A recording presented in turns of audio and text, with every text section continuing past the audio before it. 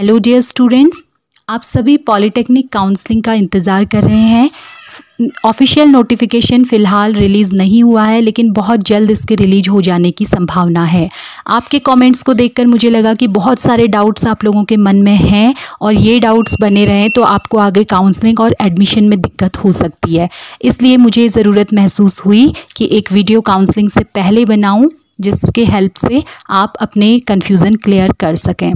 कुछ स्टूडेंट्स का सवाल है कि काउंसलिंग में किस तरह से कॉलेजेस की चॉइस फिल करते हैं। देखिए, कभी भी सिर्फ एक कॉलेज या ब्रांच नहीं फिल करनी होती है, वहाँ पर को आपको पूरे कॉलेजेस की लिस्ट फिल करनी होती है। तो ज़रूरी है कि आपको सही अच्छा ब्रांच अच्छा कॉलेज मिले। इसके लिए ज़रूरी है कि आप पहले से प्रिपरेशन करें, और वो प्रिपरेशन ये है कि आपको अपनी चॉइस के कॉलेजेस और ब्रांचेस की लिस्ट तैयार करनी है। ऐसा आप तब कर पाएंगे जब आपको कॉलेजेस के बारे में जानकारी होगी।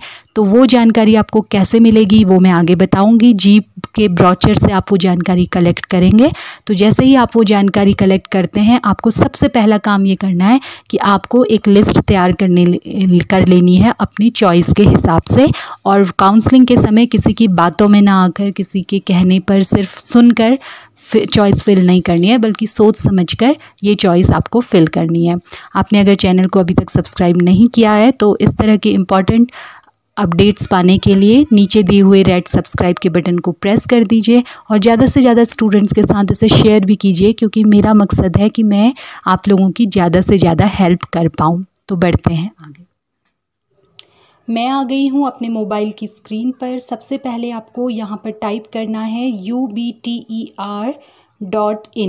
ये एड्रेस जब आप यहाँ पर टाइप करेंगे तो UBTER की ऑफिशियल वेबसाइट ओपन हो जाएगी। जैसा कि आप देख रहे हैं, ये UBTER की ऑफिशियल वेबसाइट है। इसमें जाकर आपको ऑनलाइन एप्लीकेशन पोर्टल पर जाना है।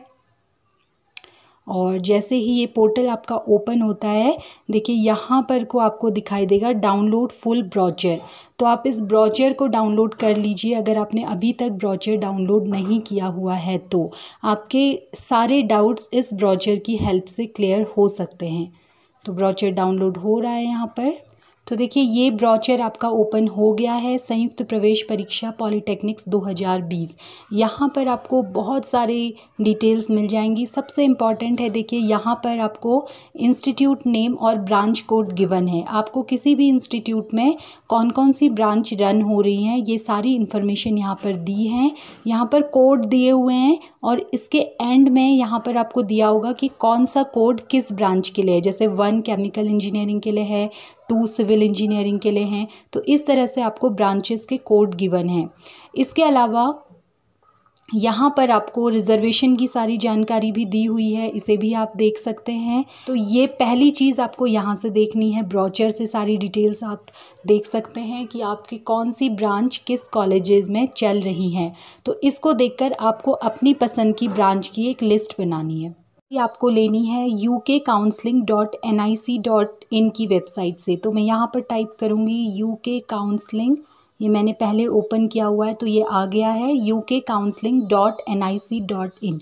तो इसमें देखिए अभी 2019 का काउंसलिंग का प्रोसीजर ही शो हो रहा है। जैसे ही यहाँ की काउंसलिंग स्टार्ट हो जाएगी, आपको यहाँ पर 2020 का नोटिफिकेशन देखना होगा। लेकिन इस प्रीवियस ईयर के नोटिफिकेशन से आपको एक हेल्प मिल सकती है। जब आप इम्पॉर्टेंट डाउनलोड्स में जाएंगे तो counselling first round seat matrix आपको दिखाई देगा। इसमें बहुत ज़्यादा चेंजेज नहीं हुए हैं। आप डिप्लोमा इन इंजीनियरिंग अगर देख रहे हैं तो आप इसमें जाएंगे, इसे डाउनलोड कर लेंगे। यहाँ पर आपको दिखाई देगी सीट मैट्रिक्स फर्स्ट राउंड के लिए। ये चीज़ आप एक बार ब्रोचर से चेक कर लीजिएगा कि कौन से कॉलेज में आप चेक कर रहे हैं, ये ब्रांच अभी भी रन हो रही हैं कि नहीं।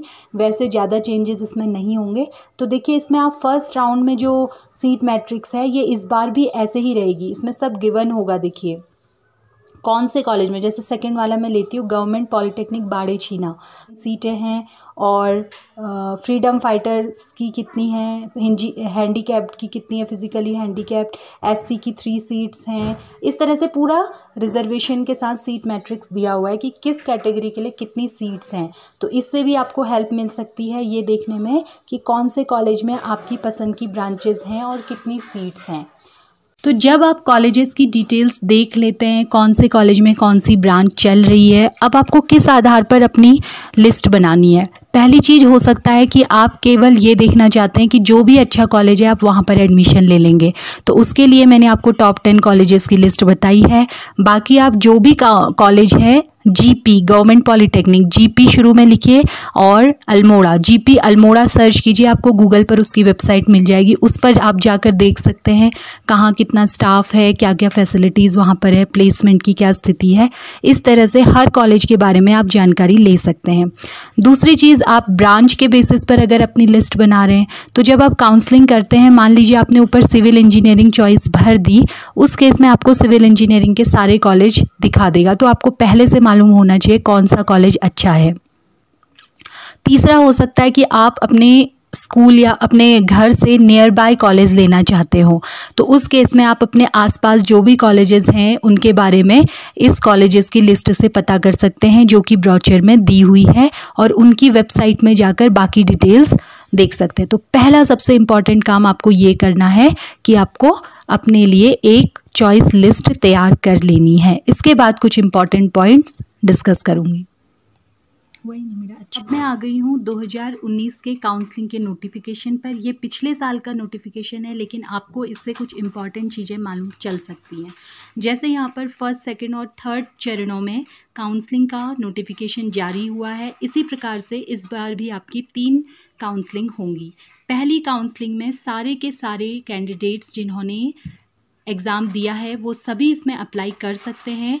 सबसे इम्पॉर्टेंट चीज़ ये है, आपको काउंसलिंग फ़ीस कोई नहीं लगती है। एक और बात आप लोगों के लिए जानना ज़रूरी है कि केवल वही स्टूडेंट एडमिशन ले सकते हैं उत्तराखंड के गवर्नमेंट कॉलेजेस में जो या तो उत्तराखंड के स्थायी निवासी हैं या फिर उन्होंने अपनी न्यूनतम अर्हता, मिनिमम एलिजिबिलिटी, जो कि इंजीनियरिंग ग्रुप में है 10th, फार्मेसी में है 12th और लेटरल एंट्री में है 12th या ITI उत्तराखंड से अगर किया हुआ है, तभी आपको एडमिशन मिलेगा। अगर आपने इन दोनों चीज़ों को आप फुलफ़िल नहीं करते हैं, दोनों में से एक, तो आपको एलिजिबल नहीं माना जाएगा। नेक्स्ट है, जब भी काउंसलिंग स्टार्ट होगी तो आपको ukcounseling.nic.in पर रजिस्ट्रेशन करवाना होता है। रजिस्ट्रेशन के समय अगर आपका फॉर्म भरते समय कोई मिस्टेक हो गई है, जैसे नेम में मान लीजिए किसी स्टूडेंट का नाम है अब्दुल रहमान, लेकिन उसका नाम आ गया है अब्दुल रहमान, आर की जगह पर एल हो गया है, तो वो करेक्शन कर सकते हैं। अगर आपकी कैटेगरी में कोई डिफरेंस आ गया है, आप वो करेक्शन कर सकते हैं। डोमिसाइल से संबंधित कोई करेक्शन, कोई भी करेक्शन है तो आप रजिस्ट्रेशन के समय कर सकते हैं, आगे उसे ही माना जाएगा। रजिस्ट्रेशन के समय जो पासवर्ड आपको मिलेगा उस पासवर्ड को ज़रूर संभाल कर रखें, क्योंकि एडमिशन के टाइम पर ऑनलाइन रिपोर्टिंग होती है जो कि आपको इसी पासवर्ड के माध्यम से करनी होगी।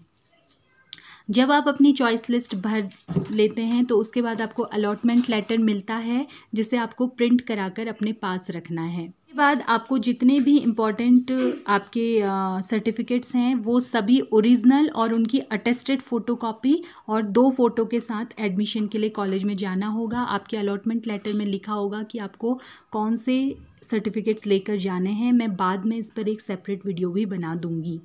अगर आप रिजर्वेशन का लाभ लेना चाहते हैं तो आपको उत्तराखंड का स्थायी निवासी होना ज़रूरी है। किसी भी तरह का रिजर्वेशन आपका SC ST OBC EWS TFW सभी रिजर्वेशन में आपको यहाँ का डोमिसाइल होना ज़रूरी है। ठीक है, अगर आप यहाँ के डोमिसाइल नहीं हैं तो आपको आरक्षण नहीं मिलेगा। और अगर आपने एडमिशन के समय ऐसा प्रमाण पत्र उपलब्ध नहीं कराया है तो आपको एडमिशन नहीं मिलेगा और आपकी सीट अगले काउंसलिंग में वैकेंट मान ली जाएगी।